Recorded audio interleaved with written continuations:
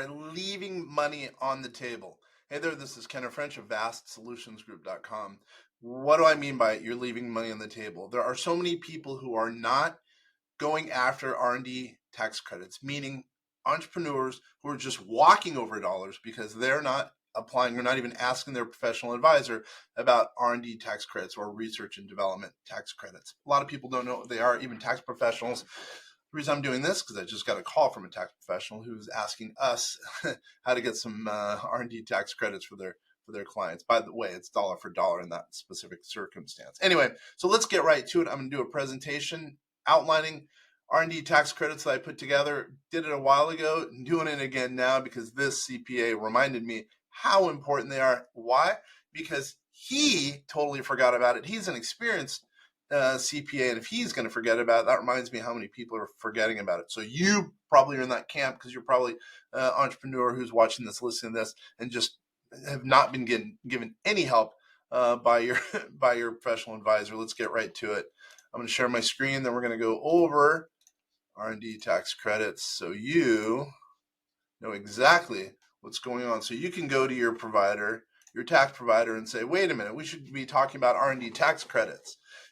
Now, it sounds a little nerdy, R&D tax credits, I know, but there are tax credits that you're probably walking over those dollars right now. It's free for you, basically. All you have to do is, make a call to your tax professional, and what he or she will do is help you at least briefly analyze if R&D tax credits will work for you.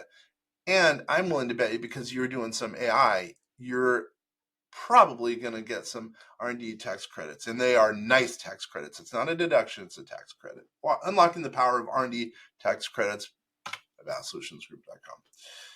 So it's government's incentivizing us as entrepreneurs to push the envelope, to push commerce, to push business forward, corporate world forward, whatever the case is. That's exactly what an R&D tax credit is. The government's paying for us as entrepreneurs to help propel really the U.S. economy along. Ultimately, that's really what they care about, is the economy. So there are governmental incentives. Now, one thing to think about is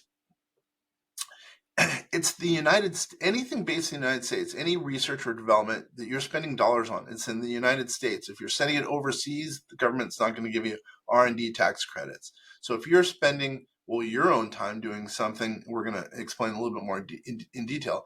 If you're spending your own time and resources on trying to research things, you can even get a research and development tax credit for that, number one. Number two, let's say you're employing one of your assistants, right, of your company. They're taking time on pushing the envelope, let's say, as far as, I don't know, even AI as an example. Yes, even AI as an example. You can get an R&D tax credit. Now, at the same time, let's say then you're spending money overseas. You have a research team overseas. You live in the United States. You have a research team in India. Nope. Any of the money that's going towards India is not obtainable to get an R&D tax credit. I learned that. Sadly, I spent a lot of money. I knew about the research development credit in the U.S., but for whatever reason, we ended up sending a bunch of money to Bangladesh for our AI researcher. And, well, it helped us push the envelope as far as AI, but we definitely didn't get the traditional tax credits. Anyway, offsetting costs, just like I mentioned, anything in the United States, typically you get R&D tax credits. And all it is innovation. And I say it just helps society, because if you're propelling forward, let's just say you're OpenAI and you're trying to find a cool AI model, LLM, large language model, you spend whatever, let's just say $1 million, that's an R&D tax credit, right? Because you're innovating. Now just think how innovative that was. That helped all of society, really, but it really helped the U.S. It's really ultimately going to help the whole world as far as artificial intelligence. And as you can see, R&D tax credits are available. It's an incentive that can help businesses offset their costs and for innovative projects, etc. So now let's look at the eligibility criteria. Now think of this, think yes, yes, yes versus no, no, no, okay? Developing a new product or process or service. Well, did you do that? Have you done that over the year? Let's say in 2023, 24, 25. Have you done that? Probably. I'm going to say you probably have. Your business must be actively engaged in creating innovative products. As an example, an AI model. You understand? Think about that. A lot of people, a lot of companies are spending a lot of money on AI. A lot of people are forgetting that they're spending time, resources on artificial intelligence. That's usually going to be open to R&D development, research credits. Improving existing ones. Let's just say you have a CRM, just as an example, and you're doing AI on top of your CRM that's going to potentially be marketed to the public. That's developed, generally speaking, that's research and development credit worthy. Now, solving technical or scientific challenges, that might be for a smaller market. But yeah, it's possible too that you could be in that realm, therefore getting some R&D tax credits. Now, I should stop really quickly. My name is Kenneth French, vastsolutionsgroup.com. I've been running the company since 2006. This company's been around since 1969. We do tax, finance, and artificial intelligence to help business owners really to lower tax liability and prepare their business forward. At the end, please stay. We're going to give a little surprise at the end for you. That's number one. Number two, what I would say is we also have a new community called Vast Vault, where we're giving out lots of good content. Me and my partner in Vast Asset Defense, Bob Bloom, we're going to be giving out a lot of good content for entrepreneurs who are really, one, worried about their asset protection strategy, their estate plan, their tax finance, and artificial intelligence or business automation. Anyway, we're going to give you a little surprise at the end, because you're hopefully going to stay towards the end. Once again, my name's Kenneth French. Qualifying expenses. This is big. As I mentioned, salaries and wages for research staff. You have people, your staff, etc., who are doing research. You should be able to compartmentalize the time that they're spending on doing that research, propelling society forward.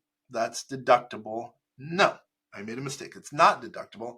It's eligible potentially for a research and tax credit. Supplies. Let's say you're going out and buying a bunch of computers that you're now going to be doing only AI testing on. Those computers are deductible, as an example. Contract research. If you bring on a whole group to do R&D, right, for whatever the case is, let's say they're doing artificial intelligence testing for you, that group, let's say they're charging you $10,000, the whole thing is eligible for research and development tax credit. Utilities, overhead, my lights for the time that I'm spending on R&D, eligible for tax credits. Sometimes, I should say, talk to your advisor. At least ask I've never understood this. At least ask your CPA if it makes sense, right? By the way, it doesn't have to be a CPA. It could be a tax attorney. It could be the person who's doing your taxes. It doesn't matter. But what I would say is people who are a little bit more sophisticated might be able to give you a little bit more information as to if it's eligible for a tax credit. Let's go over the benefits for the tax credit. It reduces your overall tax liability. Let's just say your tax liability is $100,000, and let's say you found $10,000 in R&D tax credits. Therefore, what's your tax liability? $100,000 minus $10,000. Yep, you got it. $90,000. Increases cash flow. So instead of now you having, as an example, cash flow before, because you did that act, now you have cash flow plus whatever, $10,000 as an example. At least it's worth thinking about right there. Pick up the phone, call your tax attorney, call your tax provider, see if it could work out for him. And the biggest thing, as it looks societally, right?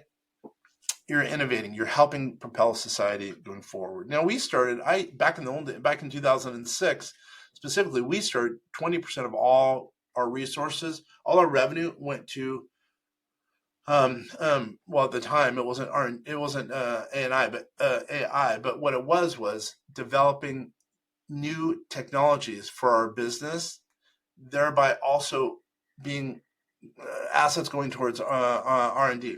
And it made a huge difference as far as, for one, it helped us because it made us a lot more kind of nimble because we're trying to find new solutions for business, right? So what I would say is now fast forward to 2018, we started doing AI way before everyone else.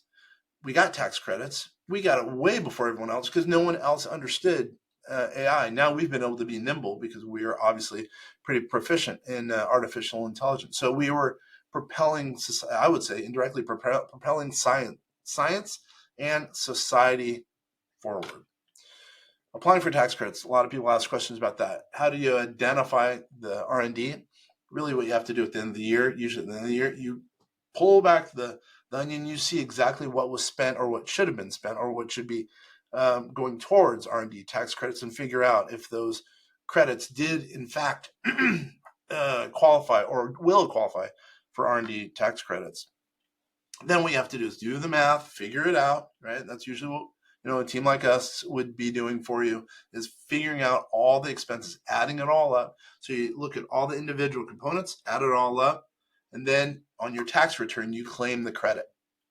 And it could be a huge, remember, it's $1 for dollar. Generally speaking, it's dollar for dollar. By the way, you can even go back 2 years, sometimes 3 years, to look for potential tax credits that you've forgotten about. Now, here, the easiest way to do it is to maximize or compartmentalize your tax credits. The R&D. So what you can do is theoretically on a weekly basis, you mark what you're spending as far as time and resources on R&D.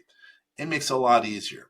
Number one. Number two, then work with a consultant to help you do the math and make sure everything's in a nice tidy box. It's much easier that way versus going, at the end of the year looking through your shoebox.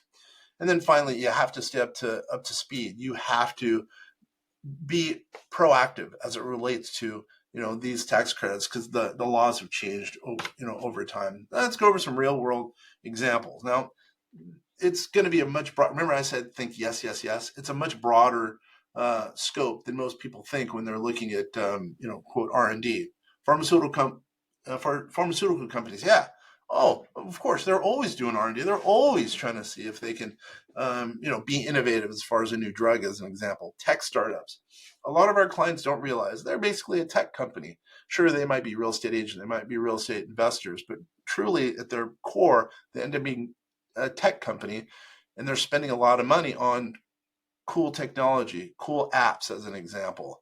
Well, there you go. That's an example of something that's propelling society forward, that's being innovative, and that's an app or a technology that they're improving on their business or providing a new real world solution that can help who knows, society going forward. And then finally, manufacturing. Some of our clients, some of the people watching or listening to this, are involved in manufacturing. A lot of new manufacturing techniques to think about that can also provide for R&D tax credit. Unlock your business's potential. If you invest in a lot of R&D, that's something to market. You should love that. So should the marketplace. They like innovative groups. That being you. If you're one of those groups that are out there being innovative, that's going to help you get as it shows here, a competitive edge. And finally, boost your bottom line. Remember, helps cash flow, lowers your taxes, helps in the marketplace. Then, of course, who knows? Maybe, just maybe, you could be the next the next Google. So once I mentioned earlier that I'm gonna give you a little surprise. Since you've stayed with us this long, sometimes I do give away a copy of my book, The Entrepreneur's Manifesto, a collection of smart financial advice. Totally appreciate you being here, you learning about tax credits. Again, who knows, maybe you're going to be the next Google. Maybe it truly will help society if you actually identify something that can help as far as research and development. Email us, info@vastsolutionsgroup.com. Just info@vastsolutionsgroup.com. Info, the word book. Email us the word book. You'll get a copy of this. Obviously, give us your address as well. Now, by the way, I'm not just some guys throwing together this using artificial intelligence. I use this based on my own pen. I thought this stuff through. It's basically a collection of number of articles I've written. I'm a former Forbes.com business contributor. It's a bunch of articles that I've written that I think help business owners. Here it's about mandatory IRA distributions, large cap portfolio losses, how to gauge them, and make sure that they don't happen. Can you invest real estate in your IRA? There's a number of things here that should help business owners, potentially you.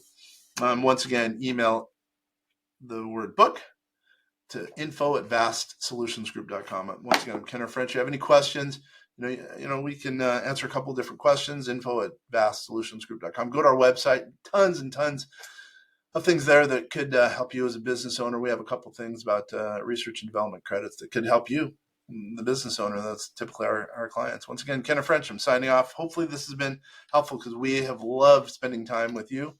And if you have any questions in the meantime, once again,